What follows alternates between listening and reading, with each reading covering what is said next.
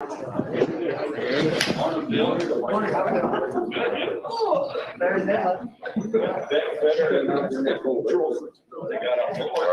do you want, left or right? I don't care. Whatever one you don't want.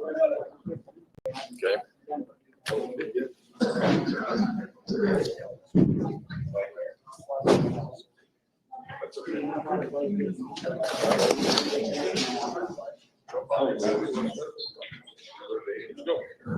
Go ahead. All right, good Friday morning. Welcome to your Friday morning safety meeting. Today is February 17th. I'm John Harden. I'm with our safety department. To my left is Mr. Dave White. Also with the safety department. Dave, how long have you been here at Prime in the safety department? 21 years, John. How about yourself? Well, safety department, about 6 months. Total 19 years here at Prime. You were an intermodal and fleet manager, right? Before yes, that? sir. Yes, sir. There you go. Yep. So welcome, everybody. We're glad that you're here. We have got a good crowd today here in Springfield, Missouri. We're getting ready to go to our terminals in Pittston and Salt Lake City. Hopefully they have good crowds as well. First and foremost, hopefully everybody's enjoying breakfast. Breakfast is free this morning. Everyone, if you could, let's give a round of applause to John and his crew over here.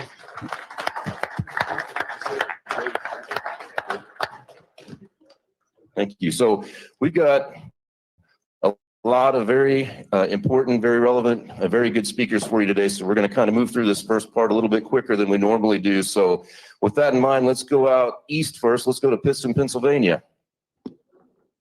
Hey, good morning. How's everybody on there? Good. How are you, Rick? Hey, we're doing well. You're doing well. You know, great week this week. Had some nice weather. A little rainy today, but that's going to clear up. A little chilly, but no snow. Good deal. So you guys don't look like you have as big of a crowd up there as we do down here. Well, they're kind of sitting on the sides. They don't want to be in front of the camera, so they like to sit on the sides and like sitting on the sidelines. You know. So are you taking like a Troy Rich type scenario up there today, Rick? What's that, Dave? Keep people away from the camera and just have some kind of sound pumped in. Make it sound like you got a lot of people. We didn't even cheer or clap or anything today. We just going mellow today. What's the weather up there? Is that the reason why you guys a little cold or something, or what? Well, like I said, it's just a little rainy this morning. It's got a little chilly this afternoon, but it's not going to be too bad. I mean, and again, like I said, there's no snow, so that's a bonus. Well, good deal. Well, how are you guys looking through the weekend and into next week with the weather up there? Any snow, precipitation, anything that we need to be worried about? You know, nothing in the long-term forecast. We're looking at, matter of fact, next week we're looking at low 40s, high 50-ish, and somewhere in that range. So yeah, we're going to be doing all right. That's fantastic. That's getting into springtime weather almost right there. Well, thank you very much. If anybody has any questions, comments, concerns from your area, please get them on the microphone. We'll be happy to address them. So let's go out west. Mr. Troy Rich, are you there? Good morning. Good morning. Hey, hang on. I got to push the button one more time. Good morning. How are you? We're good. How are you out there? We're doing great in Salt Lake. So what's going on out west? It's a beautiful day in Salt Lake City. We're going to hit, I think it's like 18 right now, and it's, gorgeous outside. The sun's going to shine, though, so that's a positive. We got a big weekend in Utah. It's an all-star weekend, so the NBA all-star game comes to Salt Lake, and so the downtown will be just crowded and all the buses and everything. It's going to be a crowd in Salt Lake. So if you're driving through here, look out. There's going to be a lot of people in Salt Lake.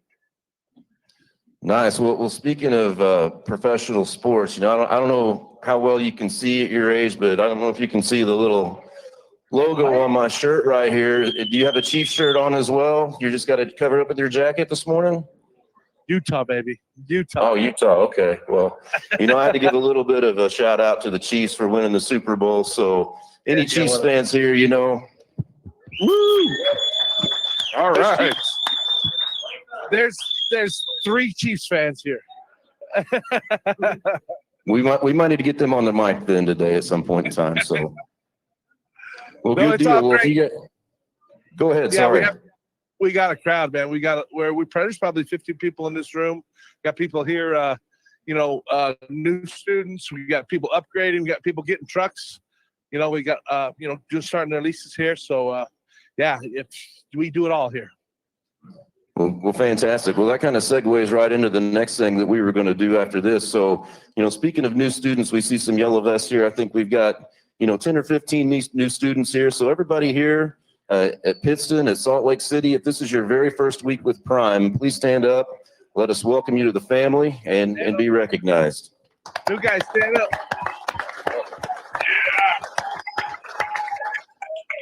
Good deal. It's good to start seeing some bigger classes through here. So Troy, if you guys have anything to add, questions, comments, concerns, please feel free to hop on the mic and interject, and we will get those addressed for them as well. So Dave, what do we got here? Well, I just wanted to give a big shout out to all of our new folks, all 3 orientations. Hopefully you guys did a background check on us, see if Prime's the right place to come, especially if you're coming here to get your CDL. We do things a little bit different and a lot of hands-on. Will be your training out on the road.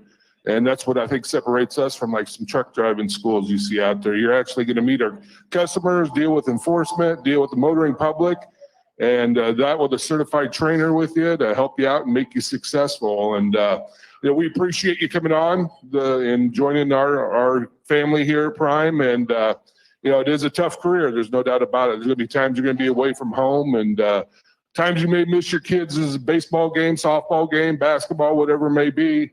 But that's trucking, and it is a tough industry to work in, but it's also very rewarding too as well. And right now you can make some good money out there being a driver. So I just want to welcome everybody. A couple things I want to jump back on. The Chiefs, Chiefs won the Super Bowl Sunday, but there we go. Got a big applause back there. Also on Monday night, John, we had 64 2+ million mile drivers that that had got their award Tuesday or Monday night, and 19 of those got up on stage with their fleet managers, and a couple 4 million mile drivers we had too. That was great to see them as well, and great celebration to all of them. And thank you for what you do, man.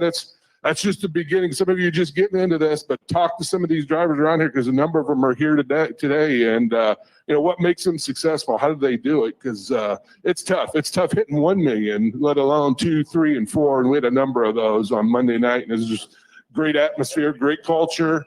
A lot of the fleet managers were there getting up on stage with their drivers, talking about them and building that relationship. And that's what this is about. Being successful is having those relationships in-house with your fleet manager, with road assist, with your log department, even with us in safety. We love talking to you. We're not all about just biting your heads off. We love talking to you, just talk about life, sometimes sports, sometimes whatever's going on. Feel free to stop by because that's what this is about. It's about getting to know each other and being part of the family. So absolutely. So yeah, it's been a big week with the 1 million mile dinner, 2+ million mile dinner, everything Dave's talked about. We also had driver advisory board, we had a great meeting there. Great turnout, great feedback. So it's been a great week here at Prime. So, we didn't bring it back here to Springfield and let these guys blow Salt Lake City out of the water. So good morning, Springfield. Awesome. We win. So we're going to jump right into some numbers here for you, Dave. You want to go through the inspection numbers? Yeah, I'm just trying to figure out this lights up here. When you talk, the bright lights come on. When it goes dim, I'm talking. What's the deal? Well, I might have slipped some money. Slipping money to bring in over there. So what are you doing? Okay. No, this past week we had 133 DOT inspections. 77 of those were clean ones, no violations. So 58% clean rate. $8,100 that was paid out to our operators. So that's good money. Thank you for what you're doing. We got a special speaker here today that'll be coming up here, be talking about inspections and what to do. That's the name of the game right there. Getting those clean inspections, not getting pulled over for going, maybe too fast or for having a burnout light, things like that. It's, clean inspections are what drives our safety numbers. And that's what we're asking everybody to continue. Let's keep getting those in there. Let's get that 58% up. Right now, I think year to date, we're closer to 65% where we're sitting, but the 58% has been the lowest we've had since January 1st. I went back and looked at that. So hopefully next week we're back up in the 60s and 70s again. So absolutely. You signed off on the inspections. I did. And we're going to talk a little bit specifically about, one of the 7 basics on our CSA score. You're going to hear a lot about these coming up here, something we're going to put a focus on. We've talked about here in this meeting, in 2023. So, Brian, do you have that slide by chance? So what we've done today is we're going to break down, this is our CSA violations for unsafe driving. And we just put this in a pie chart. It's a little bit hard to read. I had to make a cheat sheet because I can't see that far anymore. So this is just our violations. This is one of the areas that we need to work on. And I just wanted to, we wanted to bring this to everybody's attention as a group here. So, we can see on this pie chart here, 39% of our failed or our CSA violations for unsafe driving are a result of fail to obey a traffic control device. So this essentially could mean, bypassing a scale is probably the biggest one in that category right there. Disobeying any sign, whatever the case may be. Rolling through a stop sign, things like that. Yep. Exactly. So, the bypassing the scale is the one that probably carries it. It does carry the most CSA points with it. And if we get one of those, we bring you in, we sit down, we talk with you, hopefully understand the importance of doing proper trip planning, understanding where scales are. So we wanted to bring this to everybody's attention. And then, the next biggest category is speeding, 6 to 10 miles per hour over the speed limit. So, as everybody here knows, we're not going 80 miles an hour down the interstate, right? So these citations are more on the 2-lane roads, maybe residential areas, whatever the case may be, where we're going over that speed limit. So we really need to watch this because this is a huge factor in our CSA score right there. And then the next one, this next one is just easy money. Dave talked about, what was it, $8,500 paid out. Mm-hmm. So when you get inspections, we're literally, if you're out there, you're going through your pre-trip, you're doing what you're supposed to be doing, certifying your logs, have your paper log book, not breaking, not doing anything to violate anything. So, you can get paid for these inspections. So it's free money for you guys. We want you to get that free money. So this next one here, 17% of our violations are failure to use seatbelt. This is one that's very, very easy to not get right. All you got to do is click that seatbelt in, don't have it underneath your arm, be wearing it properly. And that's one that I feel like we shouldn't get, and that's one, I think everybody here in the safety department would concur and feel the same way about it. So, matter of fact, that's why we have our seatbelts orange. So if the officer sees it, many years ago when CSA came out, we had brown seatbelts. And we had a number of times drivers saying, hey, I had my seatbelt on, but the officer said I didn't. Well, we went to orange because most of us don't wear orange shirts, but it's easier to see for the enforcement people out there. Hey, does he have it on? Not? And if you get pulled into a scale, just don't take your seatbelt off. Wait till that officer comes up. Then sometimes you'll come out of the scale house and get up on the side of your truck. Make sure they see that you have it on. If they ask you for information and you have to get out of your seat and set your brakes, tell them, hey, I got my seatbelt on. And they'll say, okay, they'll shake their head and then unhook, park it and unhook it and they can go from there. But because sometimes if you take it off early, they're going to think you didn't have it on. That's what it is. And then if you got it in drive, you don't have it on, that's a violation. So that's one of our kind of our pet peeves we try to work on around here is make sure you wear it properly. So to wrap this up, before we start getting into our speakers here, our next category, 9% of our violations are speeding 11 to 14 over the speed limit, and then 8% using a handheld device while operating a commercial motor vehicle. So, very serious infractions, very dangerous. So we want you guys 100% focused on the road, paying attention to the person in front of you, beside you, behind you, watching your mirrors. So, we don't have any time for distractions as far as with the handheld device. A lot of times we get, while I was looking at directions, something wasn't working and I just needed to get to where I was going. If that's the case, get parked in a safe area, pull your phone out, figure out where you need to go, but please don't do it while you're driving down the road. And, back to the cell phone. Yeah. If it falls, I've talked to drivers, my cell phone fell on the floor, I was picking it up. Once again, you pick up a cell phone. If you lean down, try to look down and try to pick something up off the floor, generally speaking, you may be pulling your truck towards your shoulder, or maybe pulling it over into the other lane. That could cause an accident. So just picking up that cell phone is a violation. If that officer sees you, and they got a lot of states out there, they watch you from over bridges and stuff like Georgia. I see a number of them from Georgia come in here, and they're pretty good at it. They watch that, and if a driver's on it or your headset breaks and you need to talk to somebody, you can't talk on your phone up to your ear holding it going down the highway. That's a violation. They're going to stop you. That's the easy one. Then they're going to take it from there and just move on. Let's look at maintenance. Let's look at hours of service. Let's look at everything else. So speeding, many of you may be used to driving your car, getting away with going 5 to 8 over the speed limit out there. And most times you may get away with it. Officer may not stop you, but in a big truck, they will. And our numbers kind of show that. So let's start working on that. Speed limits to speed limits. It's 45. You pull into a small town, it's 45 miles. I need to be 45 before you hit that speed limit sign.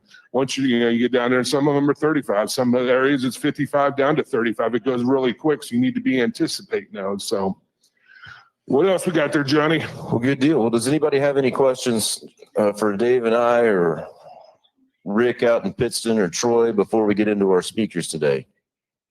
Oh, got one back here. Oh, right here. Oh, Miller. Just one other thing on the seatbelt, stuff like that. I know a lot of drivers like to wait until they get to the scale and, oh, I got a red light, I got to pull in, and they throw on their seatbelt real quick. Got to remember, in a lot of locations, there are cameras on that deceleration lane. So before you even get in the lane, the officer has already seen that you're not wearing your seatbelt. That's the difference between getting a bypass lane, going on the scale, getting in a ticket, and so on. Good point.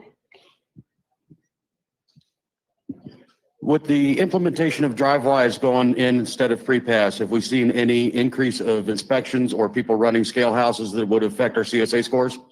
Well, I'm glad that you asked that question, and we're going to put that on the back burner because we have got the experts here today to speak about that. So thank you for that. So let's move on. How about our first speaker? okay, so we're going to bring up.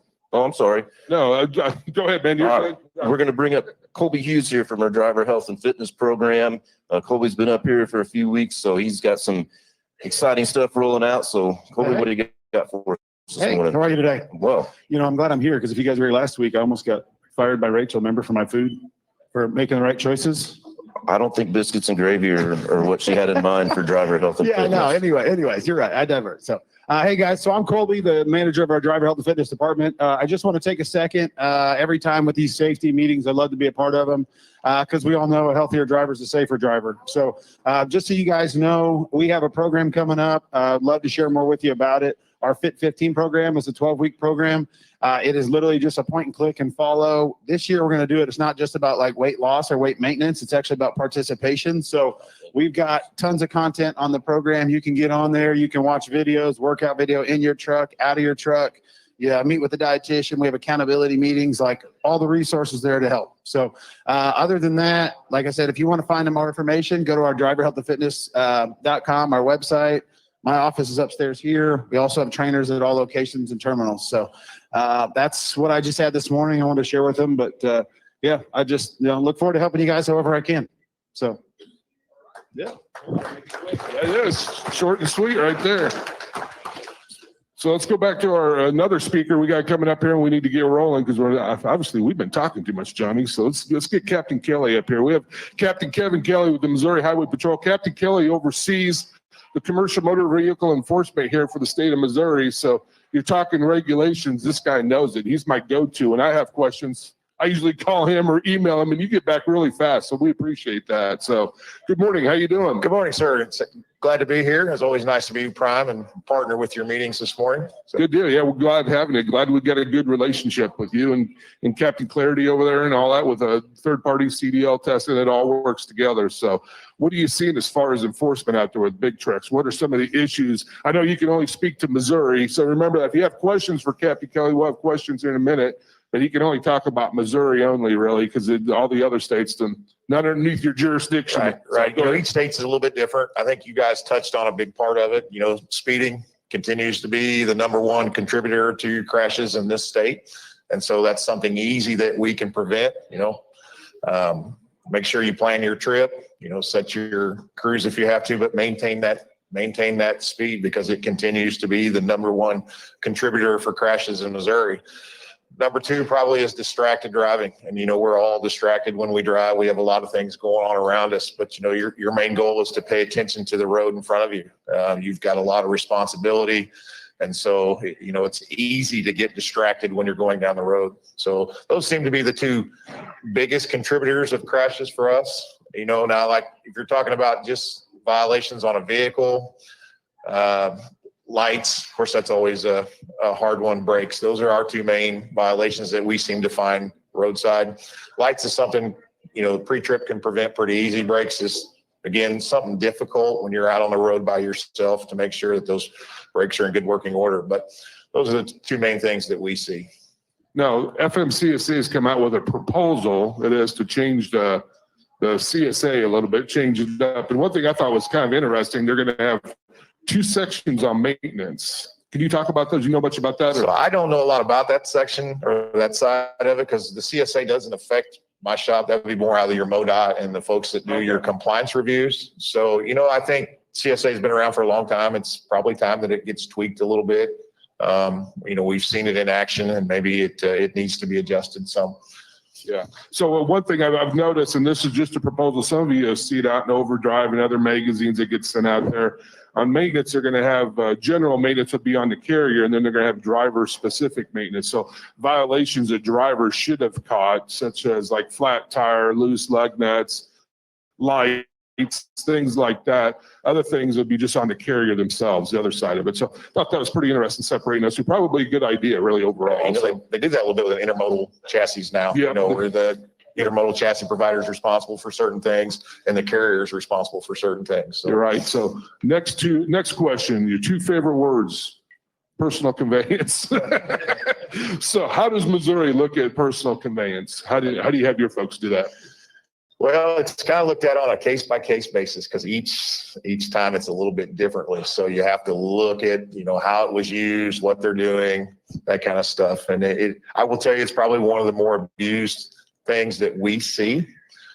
It does have its place and it is good when needed. But, when you drop a load in California and try to personal convey all the way back to New York, that's probably not going to work. And you laugh, but we've seen that. And so those are instances where it doesn't work out. Yeah, I served on CVSA's Driver Traffic Enforcement Committee for 6 years. I vice chaired it, and we tried several years to have FMCSA define personal conveyance a little bit more for us. Canada does that now. They give you a mileage limit. 50 miles a day is all you can do in personal conveyance. And we haven't had any luck getting that defined out. So, it's kind of open for interpretation. And most of you that drive the 48 states probably see that 48 different ways of enforcing it. And that's hard on the industry. It's hard on enforcement. So, at some point, I think we'd like to see them define that a little bit better.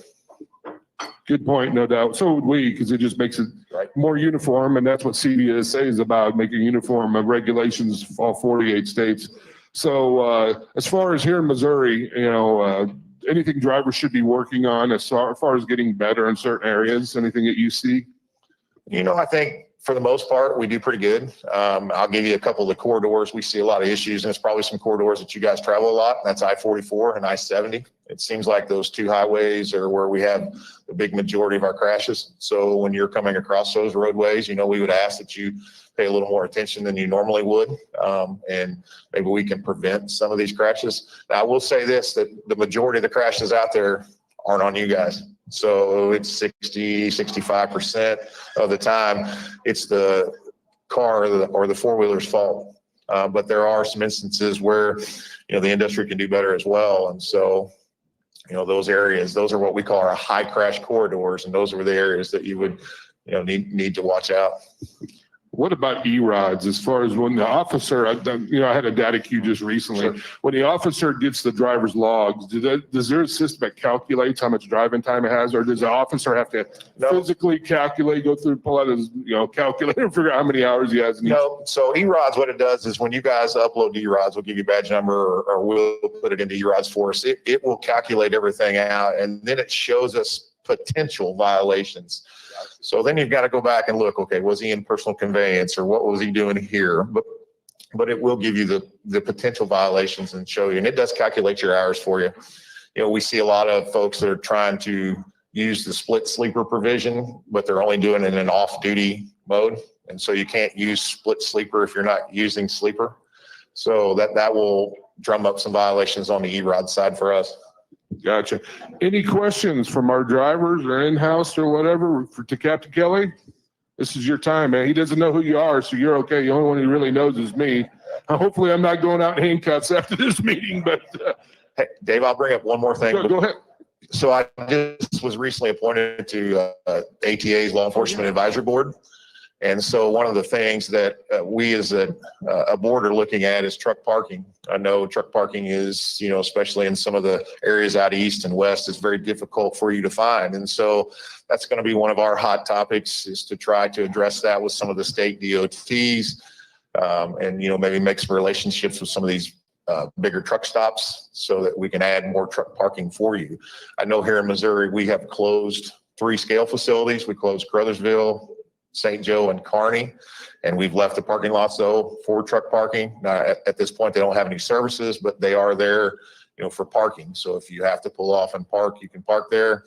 Any of our scale facilities, they're open to your parking. So the only thing that we ask is that if you park there when we're open, don't mess with the operations, kind of park off to the side a little bit and keep our parking lot as clean as you can, and you can continue to park there.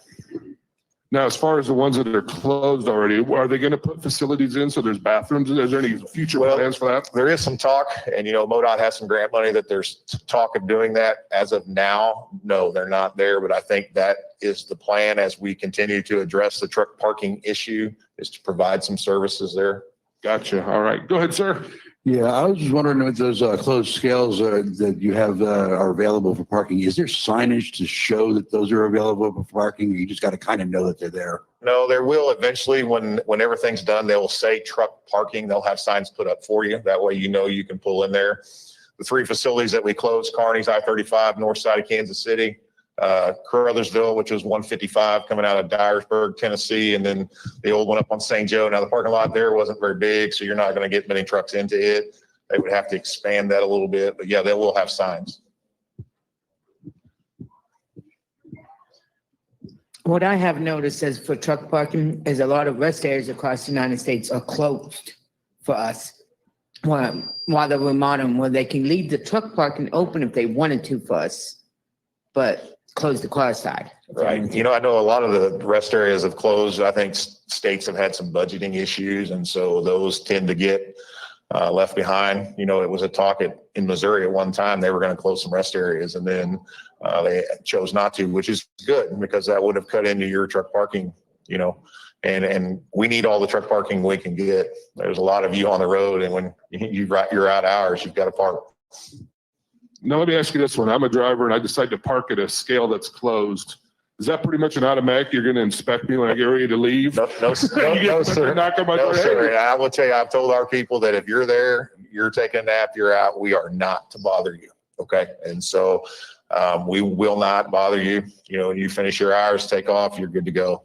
So.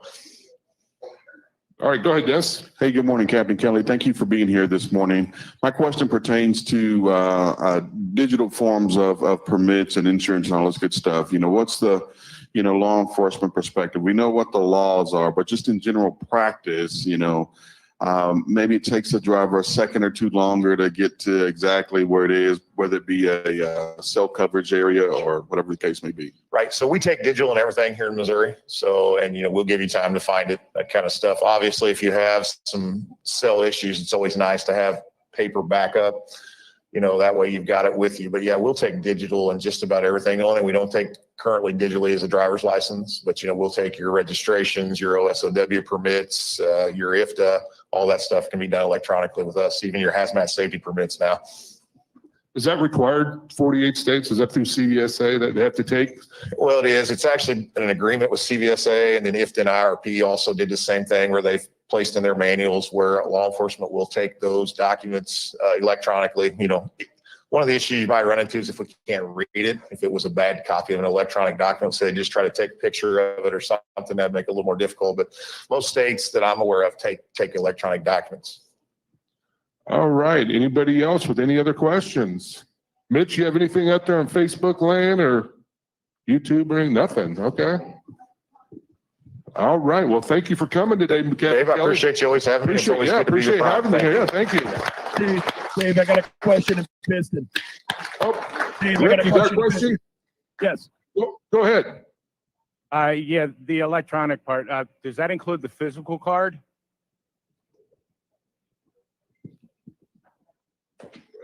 So if you have a CDL, there'd be no need to carry the physical. It's attached to your driver's license. But yes, if you want to carry the actual med card in a electronic document format, we would have no issues with that. Thank you. Now, what if every state doesn't accept that part of and you have to carry your medical card? So the federal rule is if you have a CDL, your medical card is attached to that, and there's no requirement federally to carry a medical card with you as long as you have that CDL. Because I've been inspected and they've asked me for my physical card. They shouldn't be doing that. Of course, I can't account for every state, but I can always help Dave with the data queue if we have to do that, so. All right, thank you, Captain Kelly. Appreciate it. Yeah. That's just a reminder, make sure your medical card is on file with your license. That's, we need to work on that too. And all drivers need to make sure they have it. It hooks right up with your CDL, so you don't have to carry that medical card. But like Captain Kelly says, it never hurts to have paperwork with you. It never hurts to have your truck registration, permits, all that stuff, your insurance card. Because if you get stopped, if for some reason you're out in the middle of Wyoming or Montana and there is no cell coverage, you got to be able to produce it and, be able to pull that out and show it to the officer. That's what they're looking for. So yeah, a couple of things I'm just going to add on to that real quick. One, it's been suggested in here to take screenshots on your phone in the case that you don't have cell service, that you have that accessible in your photos on your phone. And two, last week we didn't do an introduction, but if you have any issues or questions with the Prime app, our experts are sitting right over here at the table. It's just Brianne today. Usually Richard is over here with her, but please feel free to come up after the meeting and get with Brianne. Dave and Dennis and I, we can kind of fumble through the app a little bit and show you where some of these permits are. But if you want a quicker answer, she is probably your best bet right there. There you go. You want to call up the next one? Absolutely. We're loaded this morning. Go ahead. And I love introducing this guy. So we're going to bring up Mr. Sean Riker here. He's over our permits payroll department, and he's going to talk a little bit about DriveWise. So we're going to bring up the actual experts. So we'll get to your question here in just a second, sir. Sean? Yeah. So I'll go ahead and answer that. You were asking about, have we seen a difference on some of these items? And I'll tell you, there's some things I can see quickly and some things will take a little bit more time. So accident wise, things like that, I can see we haven't hit any low bridges, some things like that are pretty easy. But some of those other ones don't come in for a little bit of time. The inspections, citations, anything like that. So I can't say definitively what the differences are on some of those yet, but we're definitely going to track that and make sure. I'll tell you one thing, it's common sense to think if you have another alert to tell you there's a scale up ahead, as opposed to missing the sign possibly, common sense would tell you we're going to have less of them than if we didn't have an alert to try to help people find it. But like I said, we'll track that. We'll make sure we know what the differences are on there. I'll also mention on the permit side, on your app, everyone knows that, of course. Everyone has a permit book also. Don't hesitate to go into the permit department in the new plaza. They'll go through your permit book for you, make sure you're all up to date and ready to go. And you can do that on the inbound or outbound side. They're right in the middle there. So especially you guys that are here, don't forget to do that. So I've talked about DriveWise for a little bit of time. Everyone knows we've transitioned a couple of weeks ago for it. Within that, the discussions originally, it came up as to, what can they do to help support us? And honestly, I was like, one of the things we can do is you guys can come here. Just be a face, introduce, get you guys familiar with not just me talking about it, but them also. So I'll bring up Rob Abbott and Daryl Blackburn up here, and you guys got to walk. I can't carry you. So we'll bring them up, and actually I'll just let them start by talking about DriveWise a little bit, introducing themselves, what they do, and floor is yours, guys. Good morning, Prime. How are you guys today? Good. My name is Daryl Blackburn, Strategic Account Manager with DriveWise. I'm here to support Prime with our DriveWise solution. I'm Rob Abbott. I'm the Vice President of Customer Success with DriveWise. Well, you get your own microphone. Oh, all right. We don't have to share. Oh, hey, we can keep our 6 feet. Okay, go ahead, Daryl. So we're here to help you guys understand our solution. We are a software-based solution. I think that's an advantage for Prime. You don't have to worry about any hardware solutions at all, such as a transponder. We use GPS technology for our solution, which is more of an enhanced application. Understand, we are software as a service. We are not a hardware-based solution. There we go. Okay. Now, I never met a microphone I didn't like, so I'm right here. So let me tell you a little bit about how we work that's a little bit different. Sort of the old way is to require you have a transponder. To have a transponder work, you have to have hardware on the highway, right?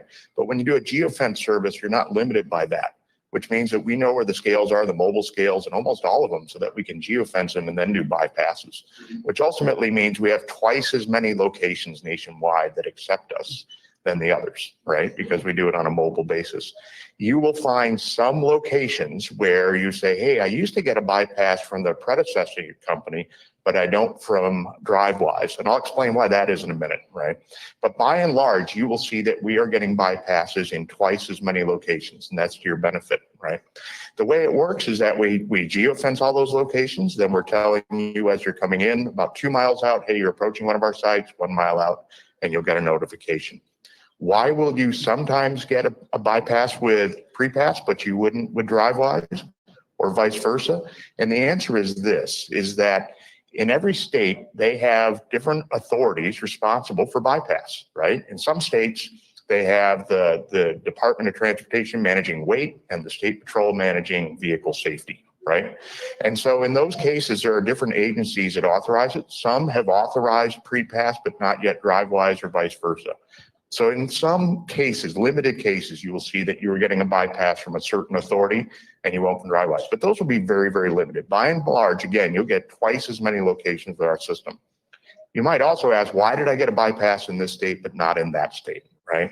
And you probably know this, but there's a federal system that relies on CSA to develop an inspection selection system score, right? So you have your CSA categories, 7 of them, 5 of them derive an ISS score, right? That score then is used but as a federal recommendation on whether or not you should be pulled in. But the states have a lot of discretion to decide whether or not to pull you in. So they might say, well, it's a federal recommendation, but we don't have the resources to pull in everybody at that score. So we're going to pull in 10% of the fleets with that score. Some states have enough people to inspect every vehicle that comes through. We call those states California, right? All right. So you will notice that. I also want to address what I think some of the questions you're going to have. And in some places, you're going to notice that instead of getting the bypass notification on our screen, it's going to say, pay attention to road signs. That's because you'll see a road sign on the highway that says that's your bypass instruction. That's primarily in Louisiana. You're going to have some states where you are not permitted to bypass if you're hauling hazardous materials of certain types or agricultural commodities. Right? We provided a cab card to you electronically. There's also, I believe, you can get a printed copy here, right? Which will tell you which states those are. So pretty much if you're oversized, overweight, you have to pull in everywhere. Even if you get a bypass warning alert, you still have to pull in. I think unless you're in Nevada, right? But everywhere else you have to. Florida, you can't pull in if you're, you have to pull in if you have an agricultural load or reefer. So again, there are state-by-state requirements. Look at the cab card to understand those. But by and large, we hope you'll be very, very happy with the system, and we're sure you will be. So I've got a quick question. So I had tested this 5 years ago or so, and then retested it. Excuse me. And there's a lot of things that have changed. So I think you have a slide possibly to kind of show a few differences. Yeah, the growing network. So Brianne, can you show the slide? And this shows how our network has grown from the outset. So first we had 5 states, then 7, then 40. We're now at 45 states. So there are only 5 states left that yet don't accept DriveWise, but they're coming. And we won't say too much. I think one of them's coming fairly soon here even. Well, we're hopeful. So I think we have a question in the back. Yes, sir. And the one I think you're referring to is Pennsylvania. So you'll see that in a couple of weeks here. I wasn't going to say anything. Well, you can say anything. We have a terminal in Pennsylvania. We do a lot of traffic up there, so that would be huge for us. It's close enough. Yes, sir. Hey, you talked about geofencing the locations. I've noticed that your geofencing is incredibly accurate as we get a message when we're coming in our driveway to say welcome home, but not when we're leaving. So your geofencing is spot on. But my question was with that alert that we get that says welcome home, you're here, that means that we're actually able to put custom alerts into our company-wide DriveWise system, which is awesome. Is there going to be any kind of provision for when like a driver says, hey, we really should have some sort of alert here that we can report that? That's a feature we can enable, but one the company has to decide how they want to address. You bet. So some of it, as we've rolled out here, is still on the test part of it. Testing for us, right? It's working for you, but we're seeing kind of what goes with it. And some of the feedback I've received from drivers, actually a lot of feedback from drivers is they like pieces like that, but they don't like certain things, like when they're going through Atlanta, they don't want to get 9 alerts of cargo theft because they know ahead of time, right? So, and the way geofencing works is the way they go through there, they just hit those different corridors where people could come in. So, and what I've just told them is it needs to be more refined overall is what needs to happen for us to roll it out. Otherwise, what I've heard from you guys is you get a lot of alerts that aren't relevant to you.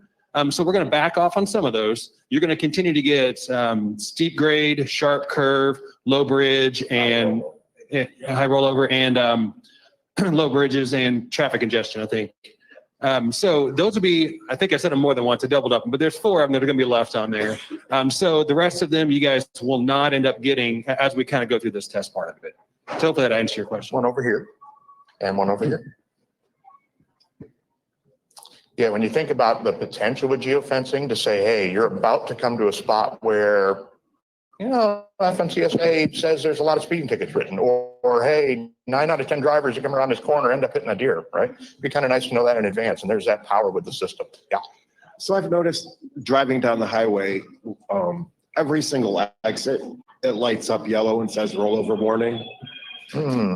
You know, if the exits are 20 miles an hour, I can take 25 that. miles an hour. Overleaf. Yeah. I've heard As we're this. driving down the highway, literally every exit we, come across every mile or 2 miles, it lights up yellow and it's like rollover warning. So my ask to them has been also to say, if we're going to use a navigation product integrated, if they know you're not turning there, we don't need an alert for that, do we? So that's the ask on our side to try to help with that. They don't know if you're taking it or not right now. It's obviously the primitive part of the geofencing on it. So to your point, one thing that we need to do to improve, and we want to improve, is to make that more precise so that we know you're taking the exit, not going by it, right? I hear you.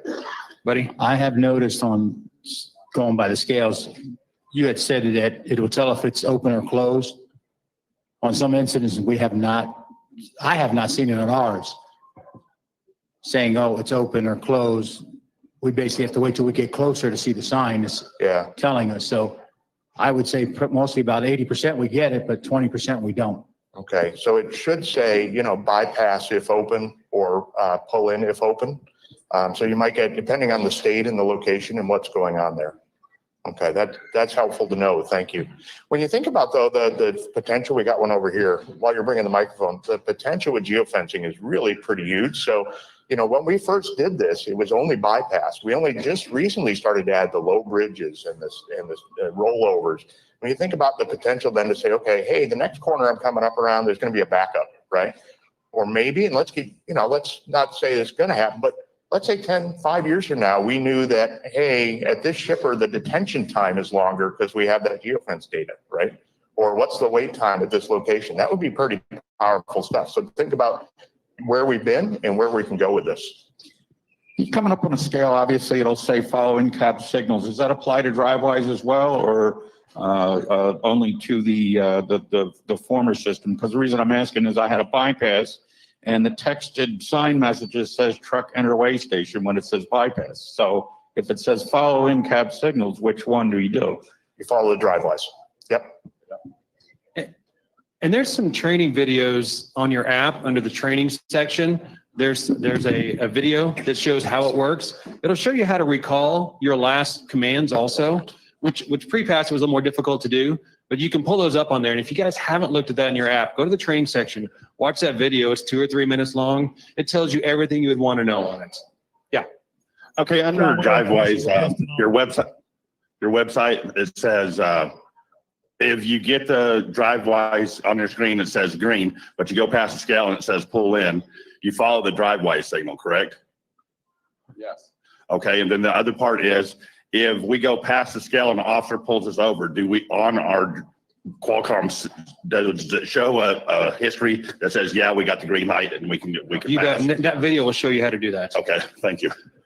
You're basically going to tap our icon. It's going to show you a little reverse wheel. You go with a little arrow on it, click that, it shows the last instruction. And if you ever have it, and you shouldn't, but if you ever have a situation where that doesn't come to a positive resolution roadside, all right, let us know. We will intervene on your behalf. Question in Piston. Yes. Yeah, with the tones, customizing the tones, is there any way that we can customize that to a voice instead of a tone? I think we're always open to customer improvement, product improvement for the customer, but I think what we'd like to do is vet that through your community and other drivers at other fleets to evaluate it. Yeah, and we've had some communication about that, and not that exact one, but also if you turn your Qualcomm off, you still want to hear sound on the DriveWise alerts. You don't want it to be integrated completely with there. So, there's some things that, like I said, we just kind of went to about some refinement pieces of it. So keep the ideas coming, guys. Yes. I know you guys have mentioned that when you get 2 miles out from a scale, it's supposed to tell you. Mine has been doing about a mile to a half a mile away from the scale. Is your first alert? Yes. Yeah. So we'd like to know what locations those are. So if you can help get those to us, and you and I could chat afterwards, we'd like to know what those You are. bet. Any weird things, let us know about it, because sometimes it's not gonna be a DriveWise issue, it may be an OmniTrax issue or something like that. But guys, we'll be over here after the meeting. If you have any questions, feel free to ask. Our permits team knows everything about it also, or I can help you.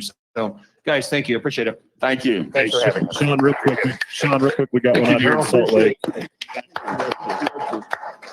All right, yeah, and so will Captain Kelly and the other captain over there, Captain Clarity. They'll all be over there too after the meeting. If you guys have questions you don't want to ask out here in the general public, feel free to talk to them. That's what they're here for. So, Johnny, Hey, who do Dave. you have up next, man? Oh.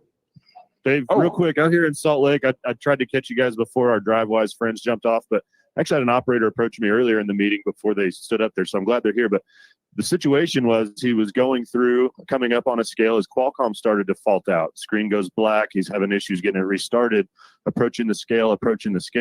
What's the best instruction for that driver? Do we default in, or if they know that that's typically a bypass, to go ahead and go through?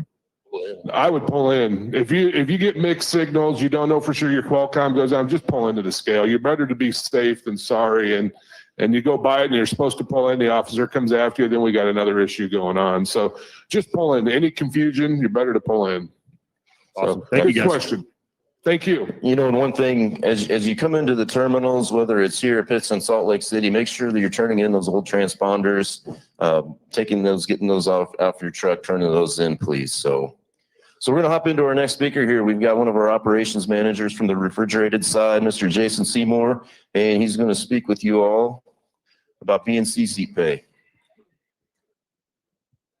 Good morning, everyone.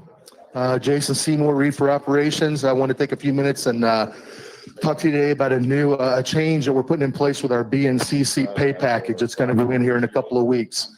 So just to recap really quickly, right now what happens on our BNCC pay is we look at the calendar status.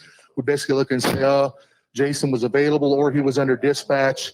That means I get paid. And then what we do is we look at, I get paid for that day. And then we look at the miles that are actually turned in and settled that week. And if it's 4,300, it goes into a calculation and determines how much I get.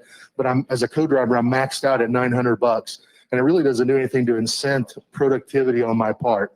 So what we're going to do is we're going to change this in a couple of weeks. There's a lot of programming that's going on right now, and we presented it to our driver advisory board on Monday. The plan right now is that this is going to go into effect on Friday, March the 3rd's payroll run. So what I'm going to do is just kind of go over, recap it with you now. Fleet managers all have this information. This is for all 3 divisions. So we need to get it out there and start talking about it, make sure people understand it, so that we can get it into effect here in a couple of weeks. So what we're going to do is we're going to start looking at your actual log hours of the B and C seats, and that's what they're going to get paid on. Now, when I say actual log hours, here's what I'm talking about. I'm talking about their on-duty time, which is their line 3 time, their driving time, their line 4 time, their on-duty not driving time, plus an additional 4 hours, okay?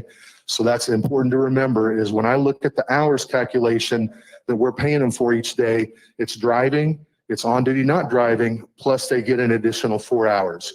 And a lot of people say, well, what's with the additional 4 hours? And that's kind of the standard for trucking is a 16-hour workday, okay? That's kind of the preponderance of what's out there right now in the courts is it's a 16-hour workday. So that's where that calculation comes in. And what we do is we look at that and the driver is going to get paid a better of, all right? We calculate stuff at $12 an hour, all right, $12 an hour, but it's a better of. So it's a daily rate of $128.57 or more if I'm more productive at $12 an hour. Okay. So you can easily do the math. As a B seat, that break even point is about 10.7 hours. So if I'm a C seat, or I'm sorry, if I'm a B seat and I drive, and my total hours between driving, on duty, not driving, and line 4 time is a total of 8 hours. It's going to go into a calculation. 8 times 12 is 96. 96 is less than 128.57. I'm going to get paid $128.57 for that day's work.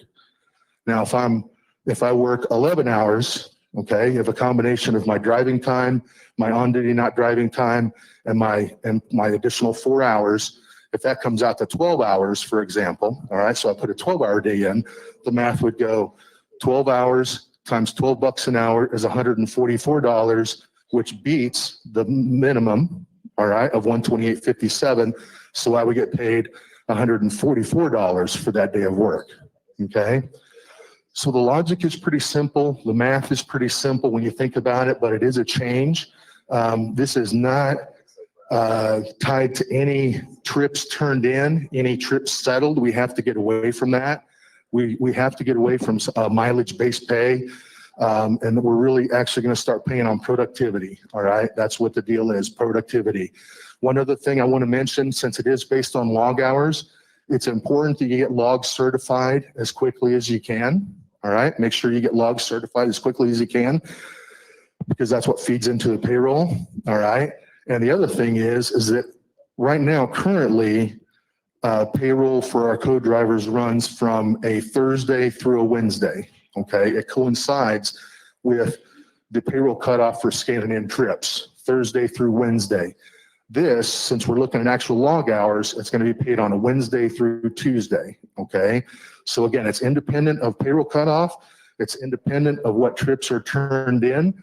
And since it's a Wednesday through Tuesday, okay, if you look at a calendar, that first week that we put this into effect, it's only going to be going on 6 days worth of hours, because the prior Wednesday would have already been paid on the prior Friday, right? Okay. I know that's a little confusing. If you look at a calendar, you can stop by my desk and I'll show you a calendar and kind of explain it. Your fleet managers all have it too. But again, it's important that we understand that. So again, main points, a daily rate of $128.57 for a BC.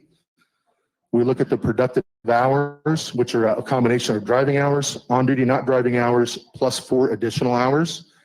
That's put into a calculation and calculated at $12 an hour. And it's a better of the $128.57 or what the driver's productive hours equals, whichever is greater of the two. Any questions? Right there. So I'm trying to understand how this is. So say your co-driver works between on duty and driving is say 10 and a half hours a day. So you're going to tack 4 hours on top of that? That's correct. If a combination of my line 3 and line 4 time equals 10 and a half hours, I'm going to be paid. If I'm your co-driver, I'm going to be paid. My pay is going to be calculated on 14 and a half hours for that day. But I'm still going to pay that equal that trip line. That's correct. It's independent of when trips turn in, independence of when trips are settled. You have a question back there? How would you get paid if you're sitting for 48 hours in a shop? You have nothing to put on your logs. Okay. Or like a load. Well, doesn't require you to drive either, and you're sitting for 34 hours waiting just to deliver. Okay. So I didn't hear the second part of that, but the first part was, what if I'm in a shop? Well, trainers are responsible for co-drivers' wages while they're in a shop. Okay. Trainers are responsible for your B and C seats wages while they're in a shop. Now, just like labor costs have gone up, all right, fixed costs have gone up, everything's really gone up, downtime has gone up as well, all right? We've taken that, $290 is the current, or was the current payout for a team. Actually effective a couple of days ago, that's gone up to $400 because we recognize that there is additional cost between fixed costs, a hotel, co-driver's wages in there. All right. So it's economic reality is what we're trying to get to with what does it cost for a truck to sit a day? All right. It's still very expensive. So. So for lease operators that are running TNT during all of this, it's going to hit their pockets really hard then, right? I guess really hard. I don't know what the definition of that is. I'm going to say we're shifting from the 14 cents per mile over to a daily rate of $12 an hour plus 4 hours of. It's probably on average going to be somewhere in the $200, maybe $300 a week range. And with the current market rates, that's really going to have an effect on our bottom line. I would say, it has an effect on everybody's bottom line. And I know, I haven't looked at the numbers year to date so far, but I can tell you in 2022, for the 52 weeks of 2022, and these are reefer division numbers, but reefer flatbed tanker, they're all pretty close. Okay. Reefer division solo, rough numbers, average $1,600 a week. Reefer division team was somewhere in the $3,600 a week range.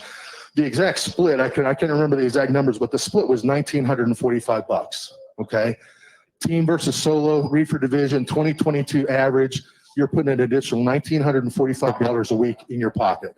So yes, while the labor cost has gone up and it is going to be more expensive to pay a second seat now, mathematically, it's pretty easy to see it's still a huge benefit to run team in our network. And I know the market's a little funny and people say, oh man, it's bad, it's going to get worse. And some people say we're already through the worst of it. I can tell you the split between solo and team is still significant. And there's nothing that I've seen in our freight rates or, volumes or anything. And Steve can, bids and all that kind of stuff, that 2023 is going to be any different. Is it going to be a little bit harder? Yeah. Are we going to have to watch our costs a little bit more? Yeah. But there's still going to be plenty of revenue out there for prime trucks. All right. It's productivity. So the next big question is home time. So I'm a trainer. I want to go home. We've been out for 4, 5, 6 weeks, but my student doesn't want to go home. What are we doing with that? My view is, I think that one of two things needs to happen. All right. If my trainer wants to go home and I don't want to go home, I'm like, man, John, I can't afford to go home. I need to work. John has a decision to make, right? John either gets with my fleet manager and says, man, I got to go home. Jason wants to keep working. We need to put him with another trainer. Okay. Well, I'll do that because I got to keep working, right? And if I want to get paid, I got to keep working. I can't be paid for no productivity. Or if I'm the best co-driver John's ever had, it's probably money ahead for John to say, you know what? I'm only taking 3 or 4 or 5 days off. I'll pay you for those 4 or 5 days. And that way, when we get out, we'll finish our miles. So what it comes down to is if I need to go home, so we've been out 6 weeks, but I need to go home for a week. What if all of a sudden they say, well, we can't get him another trainer right now. And so I'm taking that on the chin no matter what, or? We'll work through those situations as they come up. There's no firm rule. Here's the firm rule. We're going to do what's right. Okay. The firm rule is we're going to do what's right. The important thing is we got to have these conversations before this happens. Well, that's why we're talking now. Right. I'm talking like individually when it's like, John, I've got an emergency. I got to go home. Rodney needs to keep working. What do we do? Right. And we come up with a plan right then. Notice he talks about me keep working. Let's go back to the example. The extreme that he's talking about, when we really start looking, we monitor kind of log hours. And really when you start looking at an average, people log about 45 hours a week on average. That's average for everybody, which means that your C seats and your B seats aren't logging that many hours. Okay, they're probably below that. So if you take 45 hours, you add essentially 28 for 4 hours each day, assuming that they're working every day, and you multiply that times 12, you're under 900. You're still under the $900. So really, you take on that second seat, okay? And it's really what you want to do is use them. Okay, but the only way this person's going to cost you more, okay, is by utilizing them, okay? And if you utilize them, you're going to be more productive. This really should be a win-win is what it should be. Yeah, it takes away right now, guarantee is a dirty word. There are no guarantees. Here's the only, it's the harder I work and the smarter I work, the more profitable that I'm going to be. And that's a line from everybody in the building, from the folks outside the walls and the folks inside the walls. And we've let this guarantee go on for far too long. This is going to be a good thing. I know it's different. Fleet managers are going to have to look at stuff a little bit differently. Our trainers and trainees are going to have to look at stuff a little bit differently. But what it really does is it aligns everybody to what's built this place, which is efficiency and productivity. All right. And I know there's a lot of questions. Your fleet managers are still figuring it out. We need to get out there and talk about it. Again, this goes into effect next Friday or the Friday after next, I guess 2 weeks from today, sorry, March the 3rd. All right. Talk to your fleet manager about it. Talk to the operations managers about it. DAB members should be up to speed on it. You can ask them questions as well. We want to make sure everybody's comfy with it so that we can put this in as seamlessly and as we possibly can. All right. Thank you. Thank you, Jason. Jason's going to stick around over here. If anybody has any questions from the other terminals, Troy and Rick, can you get them Jason's contact information to reach out after the meeting this morning? So, okay.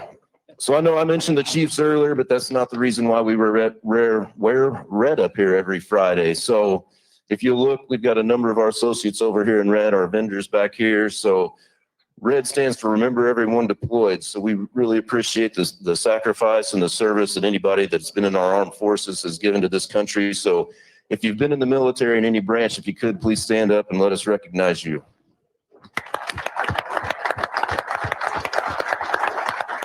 Thank you very much. And let's lead right into another veteran here, Mr. Steve Wicke. Yeah, thank you very much. Appreciate Captain Kelly and his associates and all law enforcement folks for what you do. Thanks so much for risking your lives every day to keep us safe. Also, DriveWise, thanks for being here and sharing your information. Just on the sales side, I'm Vice President of Sales, but really we've got a team of salespeople that are just fighting it every day right now. We're in what we call bid season. These shippers are going through kind of testing the market, figuring out exactly where we're going to be. I can tell you this about revenue and earnings. I think our team lead seats are up $400 year over year earnings. So I don't think we've done too poorly. The question is, how hard are we going to have to fight to keep that margin? And I'm looking at the answer because it's all about service.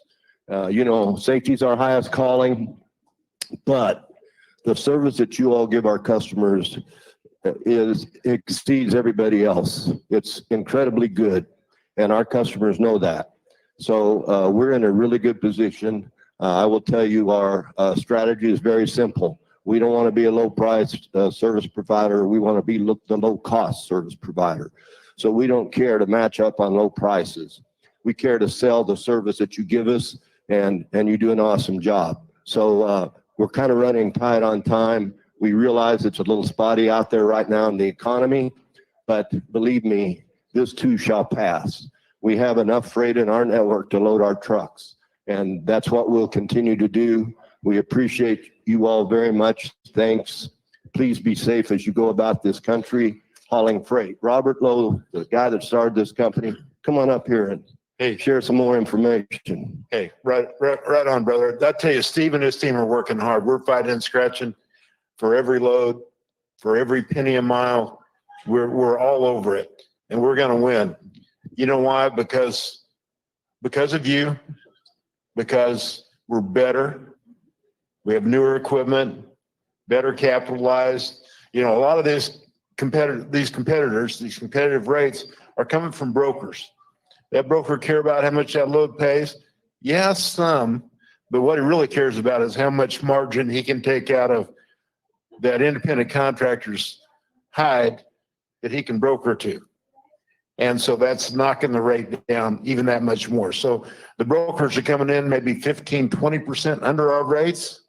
And then the broker takes 15 or 20% off the top. So what's that competition left with? Not enough to sustain. So is it really sustainable? Our operation is. We think that the competitors are going to fold so we can hold on the rates. That's my position. We'll see. I've been wrong before, but I don't think I'm wrong this time. We've gone through an epical time in trucking. This pandemic is real. You all know it. You lived it. You kept delivering the freight. You did a great job. But it's really changed things. And people working from home, you know, the whole thing has really, really changed. Drivers' earnings have increased. And let me ask you something, as far as cutting these rates to be more competitive, how many of you want to back up on earnings? I don't see one hand. Steve, you didn't raise your hand, did you? I know he don't want to back up. He said if I cut his pay $1, he's gone. He's out of here. He's gonna go work for CR England. Well, I wish him well there. You know what I'm saying? I wish him well. So we don't want to back up. And I think if these folks cutting these rates, trying to back things up, you know, when that gets to the driver level, they're going to see an exodus. I thought the driver shortage was bad during the pandemic. We ain't seen nothing. You start asking drivers to back up. We've made tremendous progress on earnings. I mean, look at our earnings now. We got you, you know, kind of in the game now. What you deserve. And those increased earnings allow you to take more time off. That's no more than fair. You all, in the old days, you're working 7 days a week and scratching out maybe $600 or $700 a week, right? Am I right? Is that right? For the hours you spend out there? I mean, we're seeing evidence, you know, even in the courts, they're saying, man, you have a second driver out there, you know, you're going to have to figure out how to pay him 16 hours a day because he's gone from home and inconvenience, and that's just right. And, you know, I agree with that. I agree with that. You all need to be paid, and the second drivers need to be paid. So we're fighting with them. You know, we're going to be okay, but that's what's going on out there. So stand by. You know, this movie is, I mean, this baseball game just in the first inning, the first batter just getting to the plate. What we want to do is we want to be ahead in the ninth inning, right? You know, like those Kansas City Chiefs. We want to win. Talking, yeah. How about those Chiefs? So again, there we go. Appreciate you all very much. God bless you, and please be safe.